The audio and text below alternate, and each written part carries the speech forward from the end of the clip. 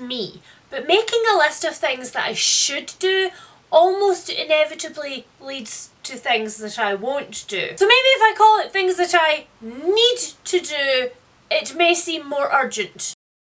Hi guys, it's Leanne and I am here today with a list. We all like a list, don't we? In this case, it's a list of things that I absolutely must read in 2021. There's a lot of different reasons why things have ended up on this list. Not all books on this list are equal in either length, time on my TBR, or muscle power required to pick them up. There's 10 of them, so we could be here for a while. Let's get going. The first book on my list is not so much a singular book, but actually a series, and it is Truly Devious by Maureen Johnson. This series has been on my shelf for maybe a year now. The reason that I own the whole series and not just book one, as is my new and improved policy, Leanne 2.0 if you will, is because I am intending on doing a reading vlog where I read through this whole series and take you guys on the twisty-turny journey with me. But apart from 2020 being 2020, it also turns out that Maureen Johnson originally planned a trilogy for this series,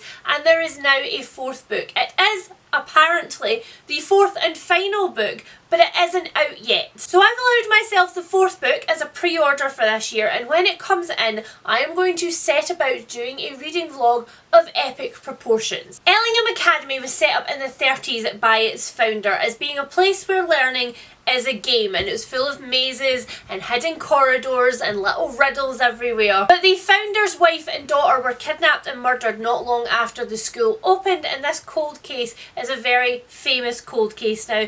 But Stevie is a true crime aficionado, and she has decided that as her first task for her first year at the academy, she's going to solve this murder, which becomes a little bit complicated when another one happens. And the mysterious murderer, signed only Truly Devious, returns. Next up on my list is a book that literally makes me want to cry, and it's not because of the premise, it's because it's a freaking brick. Like, alternative things for this book would be a foundation stone for a wall, or holding open the biggest, heaviest ass door that you have. Lovely Wife Helen could even use it as a step stool to get to the higher cupboards. It's just a big book. And of course, that big book is The Priory of the Orange Tree by Samantha Shannon, and I do need two hands to lift it because it's as big as my head. And that really is the only thing that's stopping me from picking this up, because this sounds like an absolutely banging feminist fantasy, and I want to read it,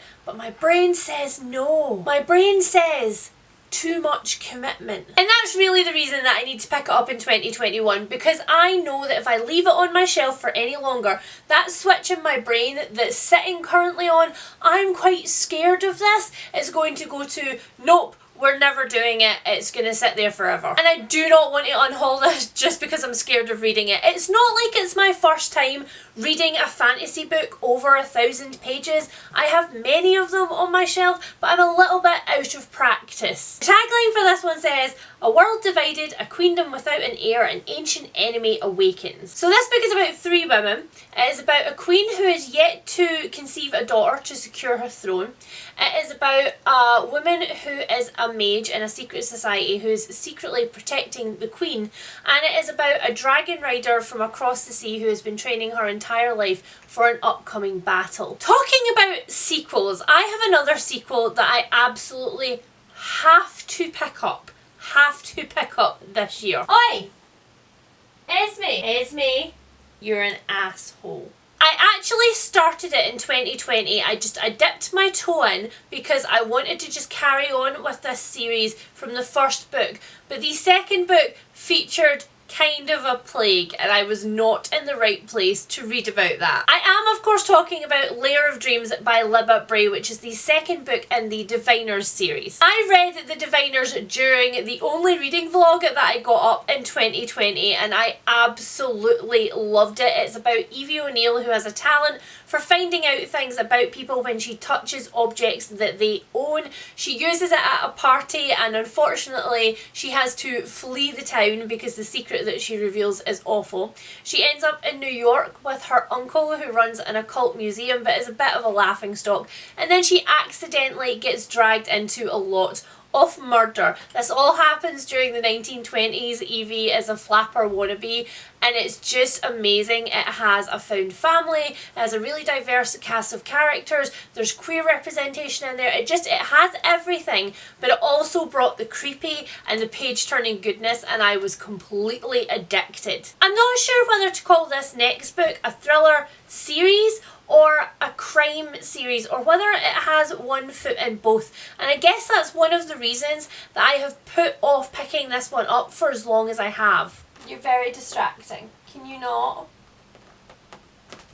Okay. Esme, booktube, Esme. You guys know that I've kind of completely moved away from any crime fiction which has a traditional detective in it or a traditional style of plot. I'm very not there for it anymore. I feel like I've read it 1,000 times and I'm just over it. So I guess I was a little bit trepidatious going into Bluebird by Attica Locke. This is about Darren Matthews, and he is a Texas Ranger, and he is patrolling sort of the backwoods, the little tiny towns in East Texas, all on his own in his squad car. He's tried to get away from Texas in the past and unfortunately was drawn back in, which you know that I love. That's one of the reasons I picked this up. Coming back to the small town that you grew up in is absolutely a trope that I love. But then bodies start washing up in the bayou, and Darren gets dragged into an is it a race crime or is it not debate, which could potentially threaten a lot of people. We're all aware that the crime genre needs a massive shake-up. Predominantly the books in it are written by white middle-aged straight men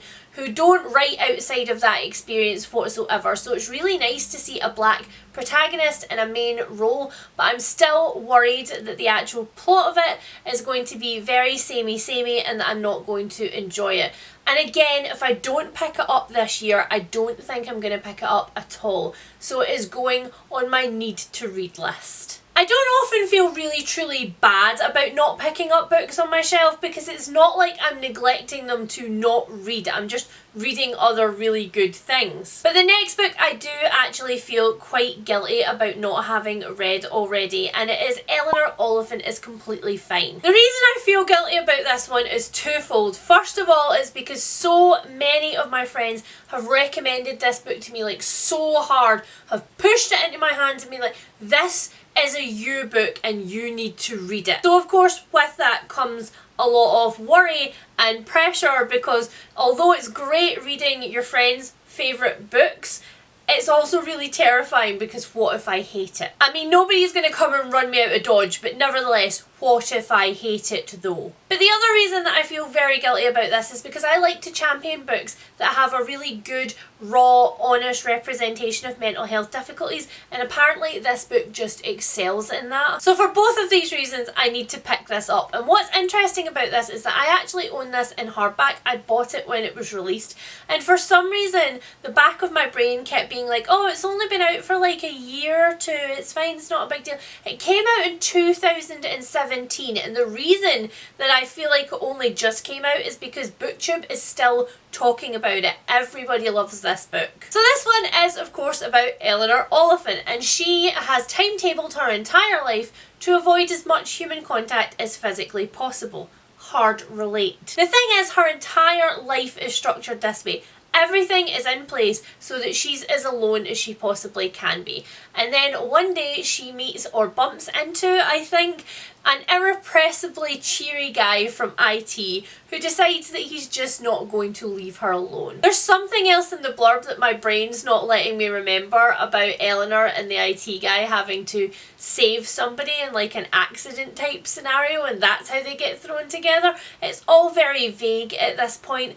But I think that's probably a good thing. When a book is so talked about, it's sometimes hard to avoid some spoilery details, and I seem to somehow have managed it, so I need to pick this one up. Next up, I've got a book that I only bought at the end of last year, but that I have been hearing about non-stop since it came out. Ironically, the thing that pushed me to finally pick up this book was reading the author's essay in a completely separate collection about her experience with being estranged with her mother, which has absolutely no relation to this book whatsoever, and yet immediately made me want to pick it up because the writing was so The writing was so scalding that it actually took layers off my skin. This is Her Body in Other Parties by Carmen Machado, and I freaking love this cover. I held out to get this cover because it's just... This is a horror slash fantasy slash fabulous short story collection. It lives on my horror shelves, but until I read it, I'm not entirely sure if that's exactly the right place that it should live. And everything in this short story collection has a feminist twist to it. The thing that made me really interested about this, before I read Carmen Machado's essay in Things My Mother and I Don't Talk About, is that there is a huge story in the middle of this which is almost novella length, I think, really, considering it's in this like tiny collection, is a story which is called Especially Heinous, 272 views of Law and Order Special Victims Unit. So we all know that in Special Victims Unit they generally dealt with rapes, they dealt with women being in crisis, and this basically picks apart certain episodes from every season in little vignettes, and it puts a twist on them to make you look at the females in jeopardy from another point of view. And some of the samples of it that I read are, it's so very up my street. And I think the reason that I kept this one on my shelf and that I haven't picked this up is because I was kind of waiting for that rainy day where I really wanted to read it, which I have talked about before as a thing that my brain occasionally does. Like when I'm like, I'm waiting for the exact perfect time to pick up this book. That perfect time is not coming. The perfect time is now. Next up is another book that I actually only bought really recently for my Kindle because it was in a deal, okay? We've already discussed that BookBub is the devil and that we should stay away from ebook sales in 2021 even when our book buying ban is over. The book that I'm talking about is Out by Natsuo Kirino, and this is actually the last book that I ever had out from the library and had to return unread. The reason that I do not use my local library is because there is very, very, very little funding put into my local library. I live in a small town in a working class area in a series of small towns, and it's fine if you want book 16 in a long running crime series, or if you want the latest women's fiction book, or if you want to read historical romance. But if you want anything else, you're screwed. My library rarely buys in new books, and the books that are in circulation, it actually costs you to get them from another local library one town over. So it's never been worth me actually going there to look at books. I'm still really surprised and don't sort of understand how my library got this book, which came out in like 2005. I'm going to assume it was a donation from somebody and that they cycled it into the collection, because this is absolutely not the kind of thing that I would expect to see on their shelves. But for some reason this book, its premise and its cover have really stayed with me. So this entire novel is essentially spoiled in the synopsis, but not really. It tells you quite plainly that this is about a young mother who works in a box factory in Tokyo, and one day her husband, who is described as deadbeat but I believe is also violent and a few other pretty nasty things, pushes her over the edge and she kills him. She comes in for her next shift and she tells the women in the factory in complete shock that she has done this, and they all decide collectively to cover this up. And the book is then about the cover-up rather than about the murder, and I absolutely love that. There's just something about that premise which has never left my head. I did only buy this one at the very tail end of last year, and it's around about 450 pages, so I really just haven't had a chance to get to it yet. But this one is very, very high at the top of my mental TBR list. When I think about the books that I want to pick up soon, this one keeps popping up. So I need to finally read it in 2021. Next up, I have a book that's actually on this list because of you guys. You guys picked this for me when I asked you to pick my haul. I chose like 3 books from a huge list of books that I told you about that was most voted for, and I bought them with the intention again of doing a reading vlog last year, which clearly didn't happen, 2020, whatever. And it's not that I don't want to get to all of the books that I picked up, but this particular book has a very strong hold on my heart. Like, I think about it very often and I hear people talk about it a lot, and also it is a series of novellas that has just had a full-length novel released in, so I think it's like the perfect time to dip my toes in. This is of course All Systems Red by Martha Wells, which is the first novella in the Murderbot diaries. One of the other reasons, I guess, that I haven't picked this up, you guys will probably be able to guess, is because it is a novella, and I have told you so very often that I struggle with short books. Like huge books, yeah, of course everybody struggles with them, but like short books, I hate starting books. I hate the experience of getting to know all of the characters. I love the bit in the middle when you're really invested in the actions kind of unfolding, and I love the end of a book, but starting a book is always a little bit intimidating. There's a lot of different synopses for all of the different editions of this particular book, which I find really interesting. Lots of different synopses highlight different things, but the things that I have got from it are as follows. In a not so distant future, the company are doing planetary exploration. They're doing surface exploration of a new planet, and they're being shadowed by their android. This particular android is meant to be a sentient and self-aware unit that can adapt to situations around it, but they're unaware that this particular android has hacked its government module and is very self-aware, like completely self-aware, like it's a person. And it affectionately calls itself, although never out loud, Murderbot. Murderbot is kind of over all humans at this point, which, you know, solid mood. But then when a neighbouring mission goes completely awry, both these scientists and Murderbot are deployed to find out what went so badly wrong, and Murderbot ends up in the middle of a murder plot. The next one that I have is kind of an all-out fail on my part, like a huge and complete fail. I pre-ordered this one and I got it on its release date at the end of 2020 with the entire idea that I was going to pick it up the minute that it came in my door. But I was reading something else at the time and I was struggling so much in 2020 with sticking to the books that I was reading that I didn't want to disrupt that. So onto my shelf it went. But then the thing that sometimes happened, and I spoke to a few of my booktube besties and said that I was really excited for this one and that you know, it was on my shelf now, and they were like, oh, we read that author's first book, we didn't like it. And while that is not an absolute indicator that I'm not going to like it, and nobody at any point told me not to pick it up, I then still got worried because I had hyped this book so much in my head that I just wanted it to be amazing. So the book that I'm talking about is The Once and Future Witches by Alix E. Harrow. I somehow completely missed Alix E. Harrow's first release, the like 10,000 Doors of January or something. I must have been living under a rock at the time.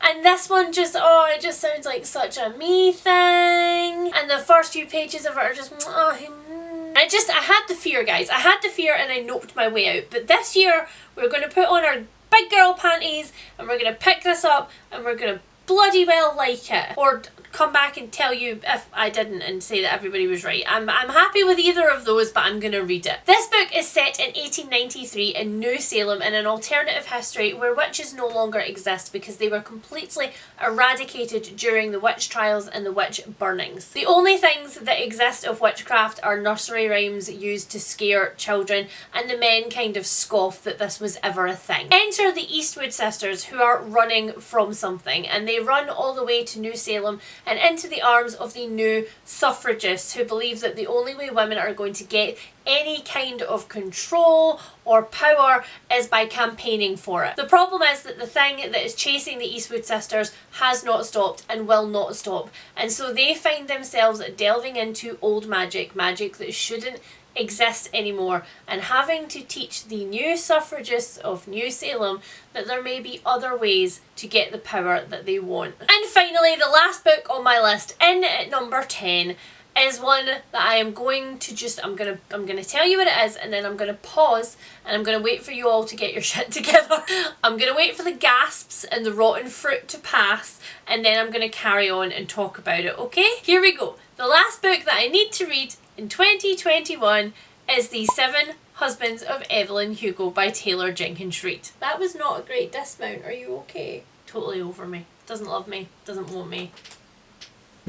I read Daisy Jones in the 6 last year and I absolutely fell in love with it. But I sort of quietly omitted the fact that I had The 7 Husbands of Evelyn Hugo sitting on my shelf already and that I could have started with this one. But this is another one that I'm terrified about because of the hype. Everybody that I love loves this so much and I'm worried about what happens if I read it and don't love it. But I'm also worried that like I'm gonna read it and not just not love it, but just think it was okay, just alright, because that seems like an even worse crime at this point. I guess that's kind of just part of what happens when you live most of your reading life out loud.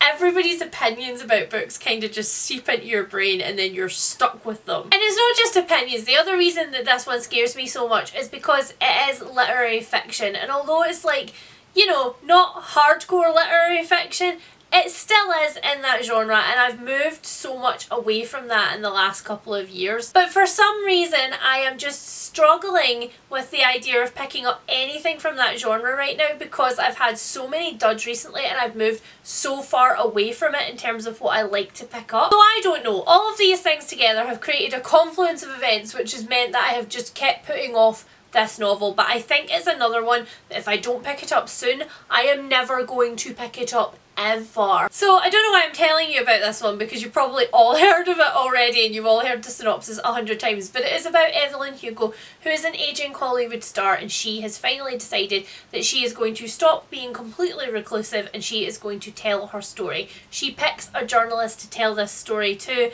and the story that comes out is absolutely not what the journalist expected it to be. This is at its heart, I think, a love story, and not just of one person but of many people, and it has queer representation in it as well, and there is a mystery. There's the mystery of why has Evelyn Hugo now of all times picked Monique of all people to tell this story to. So there are a lot of moving pieces in it and I am excited for it. But if I don't like it, I may genuinely not be able to show my face on BookTube ever again. Okay, yes. So there you go, that's it. Those are the books that I absolutely need to read in 2021. I wonder how many times I've slipped up during this video and said I need to read in 2020 instead. Not just because 2020 was an awful year, it's because I do that every year. It takes me like until March until I realise that the year has changed. Can I make clever edits? Who knows? I'm aiming to read 100 books this year, so that being 10 of them, that should take care of a few things, right? Please let me know what order you think I should read the books on this list. Were any of your favourites in there, or are any of your very not favourites in there? Do you hate any of these books? Because you can tell me. You can tell me. If you liked this video, please consider giving it a thumbs up, subscribing and hitting the little bell icon so that you can see more of my face in your feed like immediately. I'm going to go play with these extremely needy kittens and just put these books in a pile in the corner because I'm pulling my collection apart, as you can probably see by the holes behind me, and I'm putting nothing away now. Nothing. Okay, bye guys. Bye.